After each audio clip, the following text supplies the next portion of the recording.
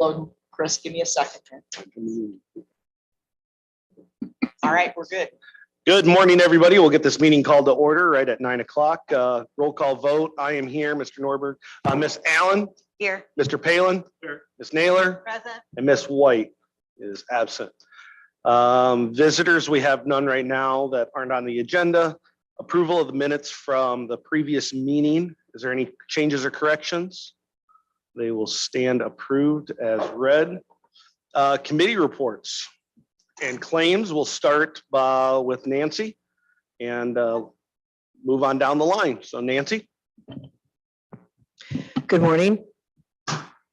Just wanted to give everyone a reminder. Today is the last day to file your petitions. The election department is open until 5 o'clock for those filings. And then tomorrow at 8:30 a.m. is the formal notice of lottery for candidate placement on the ballot. This year, since we have a county administrator, Wendy will be doing the lottery at 8:30. You will show up in my office on the first floor in the office, and that's where the lottery will be drawn, whatever, in 8:30 tomorrow morning. Questions? No questions. Thank you, Nancy. Moving on to Chris. Hopefully my report was in everyone's packet. It's a really, really long report, so I just want to highlight a few things. I know we've got a lot of important things going on at the regional office. We did have our annual spelling bee. It was awesome. Everyone was back in person. It was great to see faces again and have families in the crowd. And as I put in my report, we did have an 8th grade student from David Elron Junior High in Mount Morris. Her name was Merritt Namaste Rose. She did win, did very well, and First National Bank and Amboy, Sauk Valley Media, and the Regional Office of Education will be sponsoring her trip out to Washington. So we're excited about that. Put an update in my report about the professional development department and all the things that we're involved in right now. It's pretty exciting. If you get a chance to look through that, I hope you do. We're having an educator symposium at Sauk Valley Community College on April 29th. We're very excited about that because we've been an early implementer with the state of Illinois for career pathways.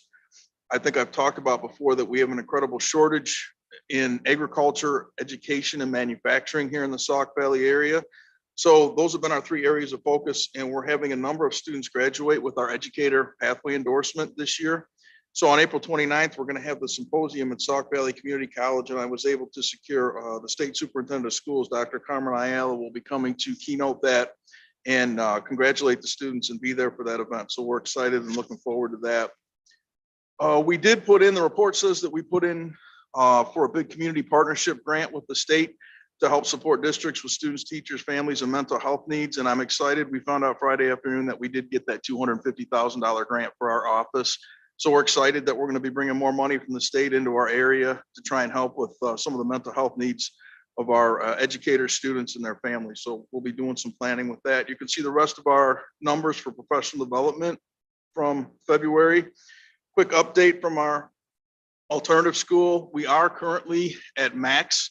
We have room for 70 students and we are at 70 now and have a waiting list. So we've been doing some kind of moving around with classrooms and are going to anticipate trying to open an additional classroom next fall. We won't be able to this year to kind of alleviate that. So we're excited to grow there and have some opportunity to do that. And then we did have 3 high school students graduate in February, which is exciting for us. We love it that a lot of the students come to us behind the credits and we get them working and get them going. They get motivated and 2 of them actually graduated early. So that was exciting.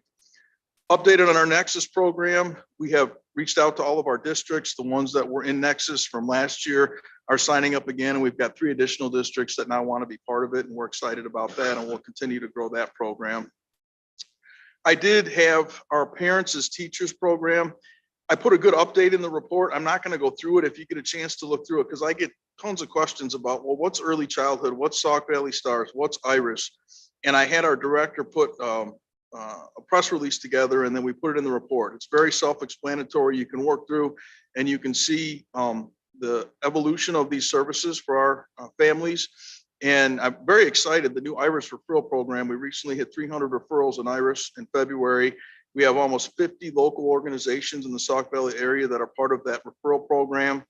And it's continuing to grow. I know Truancy, I'll hit on that in a second, is starting to use that program and it's been very beneficial. So we've been able to get a lot of people referral to community service organizations through IRIS, and we're happy about that. Our education outreach program, our GED program, continues to work hard. We had 2 more graduates in February, so we're excited about that. As I mentioned, our truant program has been very, very busy. They're up to 622 students in the 3-county area. February and March tend to be the busiest time for them, so we're going to continue to probably see a little bit of an increase this month. Right now, our case managers are anywhere from 75 to 170 students per staff member, so they're really busy. We have been able to integrate IRIS into our truancy program. We're excited about that. I think if we get all the schools signed up for next year, the schools will actually be able to do their truancy referrals through IRIS, which we're excited about, because then once that student's in the IRIS program, it's very easy for us to turn and refer them to agencies like Mississippi or LSSI or other agencies where they might be able to get some support and help for their family. So that's also highlighted. And then we were able to, I took the alternative school, our truancy program, our homeless program, and myself and the assistant regional soup all attended the ICRE conference in Bloomington a week and a half ago, which is the Illinois Council for Educating At-Risk Youth. It was phenomenal. We had 2 great days in Bloomington attending classes. I was actually asked to present one of the sessions and did that and was very honored. So that's it. I know it's a long report, but if you have any questions, I can take them. Any questions for Chris? I just have one question. Did I see that Illinois passed something to fund education for college kids wanting to become teachers? It's not passed yet. Okay. It's not passed yet. There is a bill that would help reimburse some of their tuition that's out of the House and it's onto the Senate. So yes, that would be a great thing. I'm hoping that it can get through the Senate and that the governor would approve it. Okay. Would that be new teachers or even teachers trying to get their master's? I don't know all the specifics of it yet. Once bills get out of the Senate, they pass both the House and Senate, then I'm on 4 different legislative committees. Then we really try and dive in really deep and see who it's going to affect and how it can help. And I would do that at that point. Yep. Fantastic. Moving on to Jen and Carmen out of GIS and Assessor's Office. So Carmen, you want to go first? Sure. The main thing that I worked on last month or this past month was repairing the Gis Portal, which is our public facing website. There was a major corruption somewhere in there, and it took me a long time with the help of the software vendor to get that fixed, but it seems to be stable right now. There was an upload that was due for the NG 911 project, which is a statewide project to collect data from all the counties. So I got that uploaded, meeting all their data standards. Completed the census boundary and annexation survey that they send out every year. And that mostly has to do with municipalities and if they change their boundaries at all. So I got that uploaded. I worked on drainage district contributions for the recorder's office so they can update parcel numbers from parcel splits last year. And I've updated the drainage abasement spreadsheet for the assessment office so they can get that put into the tax software. Updated the farms program so I can run new farmland values this year. I'm preparing some training for the 911 staff so they can make some minor map updates on their own over their system. And last week, Jen and I worked on the ad for the new GIS technician position, and she got that posted Thursday or Friday. So we're ready to go for that. Any questions for Carmen and GIS? I know where are we at with hiring somebody? Are we going to continue to proceed forward there? Or? Just got that posted. Okay. So got a couple applications through that system that I saw pop up. Fantastic. Jen?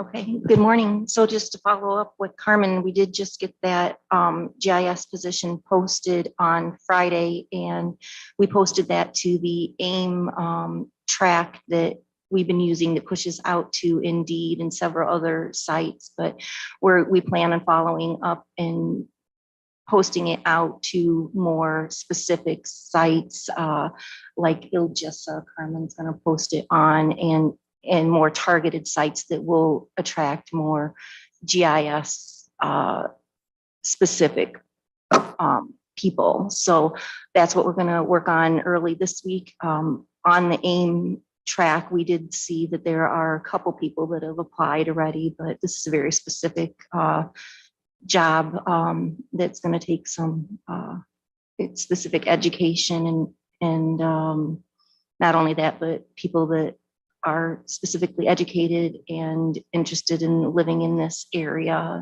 and things. So we're going to be working on that. So we did get that posted and we'll be working on that.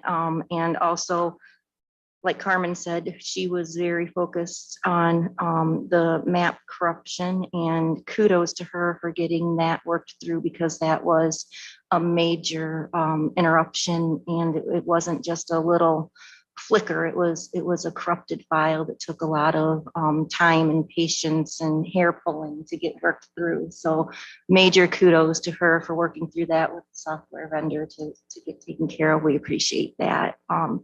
So in the assessment world, we've rolled to the 2021, or we've rolled from the 2021, we've rolled that to extensions, and we're working in the 2022 tax year now. And we had our annual assessors meeting on February 25th, where all the township assessors attended. And for a staffing update for the assessment side, we closed up our ad last month about this time, and we have extended offers to 2 new employees for the assessment office, and they've both accepted. We have one of them is going to be starting next Monday, March 21st, and the other one is staggered to be starting 2 weeks after that, to give us a little bit of head start on the training time and get the other one started shortly after that. So we hope to be fully staffed here shortly, instead of the skeleton crew that we've been working with. So we're excited about that. We got a couple of girls that we're really super excited about having join us, and they seem excited to be joining us. So we're looking forward to that. Any questions? Any questions? Thank you. Paul, IT. We haven't been doing a thing, not a thing. I want to say that one of the projects we've been working on, or did work on in the past month, is working with Carmen, assisting her and her vendor and having access to the GIS server. And I must say, Carmen is both patient and persistent. She should be commended for her efforts in that regard. And my team helped make sure there was a backup of it in case anything else went further south than when it was already going on. So one item that a project we're working on is a state mandate where our website has to be a .gov. We're currently Lee County, Illinois, il.com, and we're .com. Yeah, that's a thing. Well, our email is countyoflee.org, which is kind of rhythmic. I kind of like that. But we're going to probably just standardize all of it on Lee County, Illinois.gov. And we're working on that. We have a hard deadline of June, but our goal is to get it wrapped up by the end of April. But that'll affect all the email and some links. But part of that would be anybody who had the old link to any of the website or emails, those would continue to work. So we just want to make sure that's a smooth transition. In addition to that, we're already working with Syndio on the location of our consolidated server location, probably in two in New Courts, but we're looking to, or Cindy will be in this week to take a look at that space to see if it's appropriate. And one of the other projects I'm working on that I need to turn around and answer on today, some quotes for the court system has some pass-through money to do some technology upgrades in New Courts, and most of that equipment is in. Then we're going to start the scheduling, deploying that equipment and the new systems in New Courts. And again, that wasn't any money that you all had to approve. It came from the state or the state court system. So, and we have other projects, but if you have any questions, I'll take them now. Any questions for Paul? Question?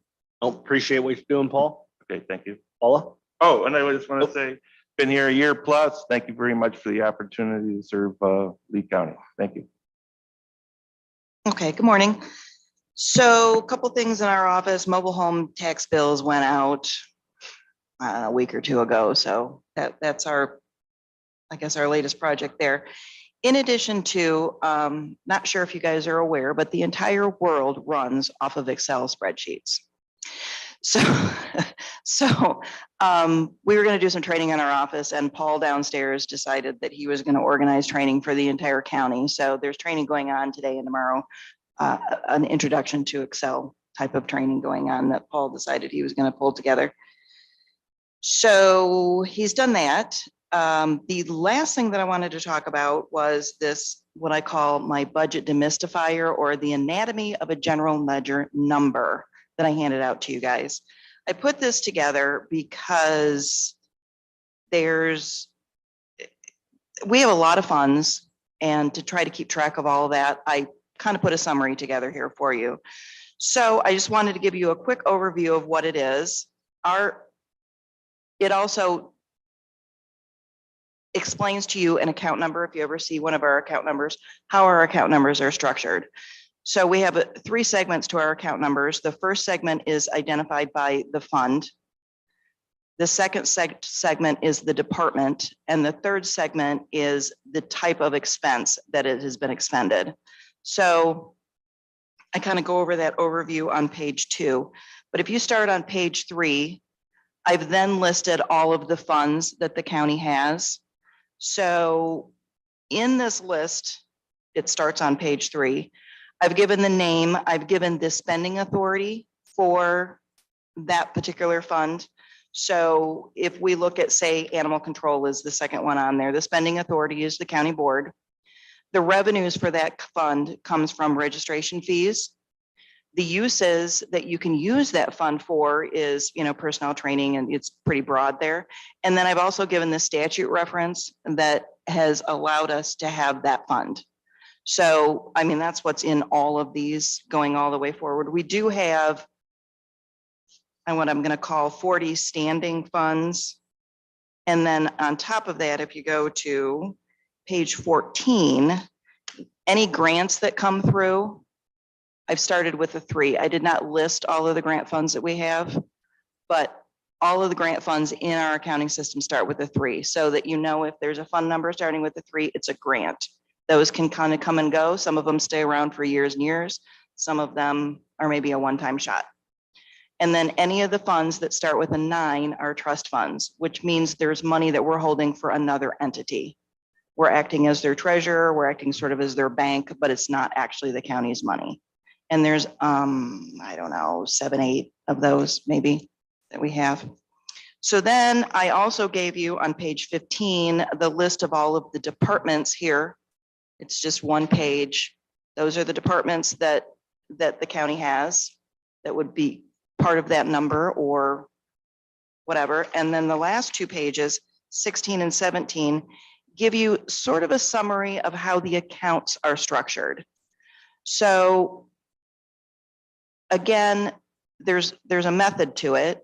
And if it starts with a 1, it's an asset like cash. 2, it's a liability, something that we owe. For example, number 27 is the debt payable. That's how much we owe for the LEC. Number 3 is just our fund balance going forward. Anything that starts with a 4 is a revenue. And then I broke it down more specifically from a 4. Like 4.1 is anything that would be a property tax. 4.2 would be a sales tax, and so on. And then on page 17, anything starting with a 5 is an expense. And again, it breaks down a little bit more finitely from there. I didn't give you all the numbers because this would be very, very long and very boring. But anything that starts, for example, with a 5.1 is a wage. 5.2 would be an employee benefit. Anything starting with a 5.3 contractual, so on and so forth. So that's kind of how it works. And hopefully that will be a help to you. I think primarily the list of funds and how they can be used might be of value to you. So thank you. You're welcome. So, and I think that is all that I have. Fantastic. Thank you, everybody.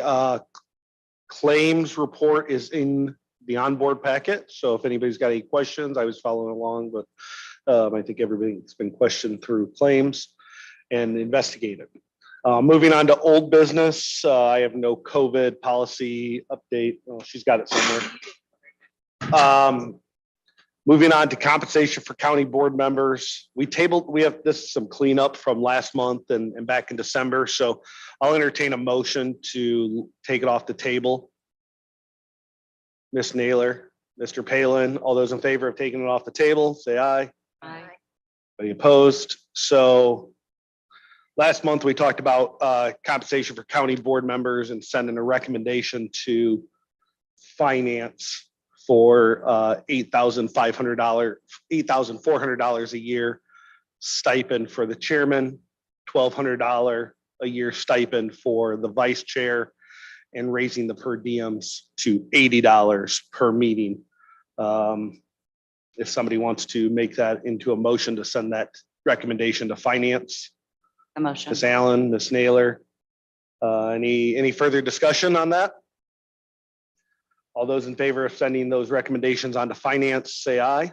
Aye. Anybody opposed? Once again, some cleanup from some stuff back in December. Compensation for elected officials was tabled back in December. So if I can have a motion to lift that from the table.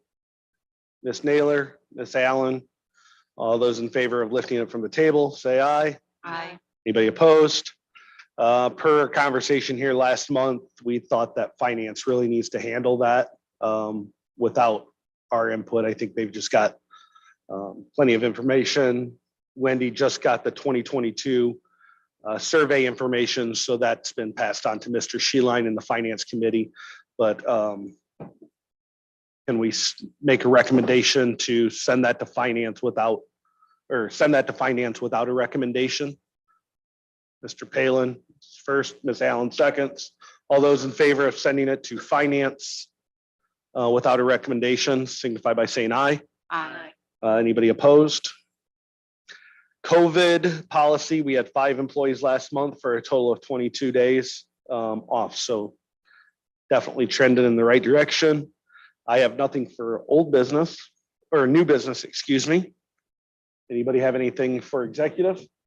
I'll throw in some new business, Chris. So something that's come up very, very recently with the city of Dixon, there is, as you all know, through the COVID process, there's a lot of grant money floating around. IDOT has released some grant money for some projects, planning projects, and the city of Dixon has been working towards getting a bike path or what they call a multi-use path from Dixon, essentially Page Park. And, Page Park is connected through Dixon and out through the railroad bed out by the former, or the prison out there.